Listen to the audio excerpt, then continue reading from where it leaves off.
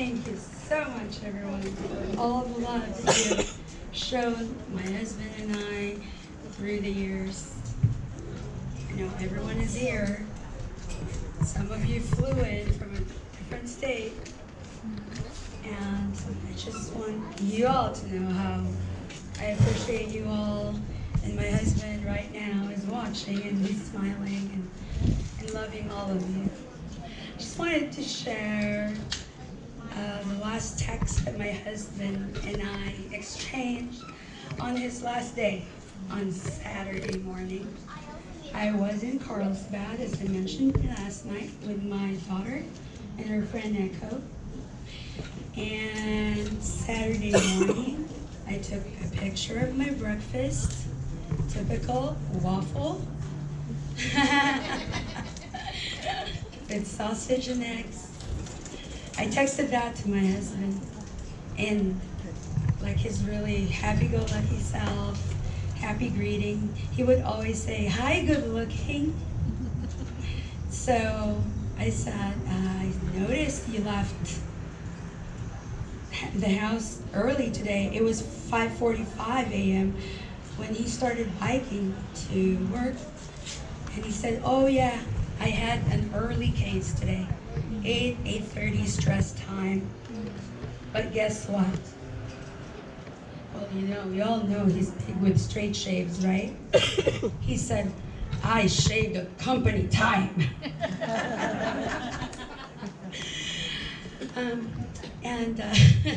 So I left. That was our last communication. And the rest was sad news. My husband and I, we had different titles to each other. He called me Lovey. I call him Lovey. He would call me good looking. And sometimes he would call me Sugar Britches. I'm not sure where that came from. It kind of sounds like the other B, you know. So he said, "Oh, no way, no way. I'm not calling you that, but you're sugar, my Sugar Britches." And then I came up with something too. I don't know how I came up with it.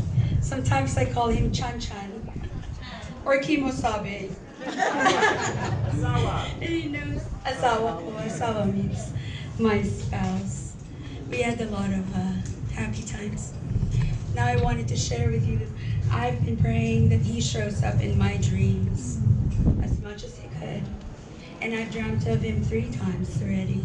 I will share with you 2 of them. Tina, our neighbor here, was kind enough to offer to do the dry cleaning of my husband's uniform. Like this. Oh, my husband's uniform. That was a Wednesday, I think, and it was about 8 a.m. Well, my husband knows I sleep in. I don't wake up early. I wake up, even when I'm working, I wake up, I don't know, 8:30, 9 o'clock, sometimes 10. Well, my employers let me get away with that because I'm that good. Anyway. So, around, I'd say 7:45-ish, and I was dreaming. My husband was standing next to me, tugging my blanket, kind of saying, "You wake up now because Tina is on her way. I want my uniform clean." And this morning, at around 4:50 a.m., he laid down next to me on my right side. I was clinging on his arm, and he looked at me and said, "It's time." And I woke up at 5 a.m. Well, he knows I'm always late, so he wanted to wake me up at 5 a.m. And he would call that Filipino time. Well, we were 2 minutes before 11, so we should have started 11. Well, my husband would always say to our Filipino friends that he is a Filipino trapped in a white man's body. And I think someone had inherited that, maybe half of it.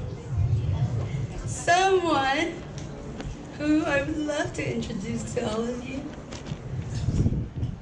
This is our dear granddaughter, Grace. And Asher is our grandson as well. And they are very interested in learning the Filipino culture. And they would pick books from the library, and they love lumpia. And they are the love of our house. And they are not my step-grandkids. I will forever treat them my own grandkids. And I love them very much. Emily and Ryan and everybody who's there, family and friends.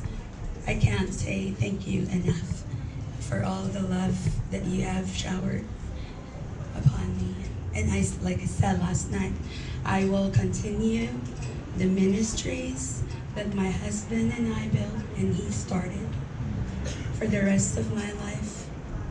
And I pledge to be an integral part of our community to spread love and positivity and compassion.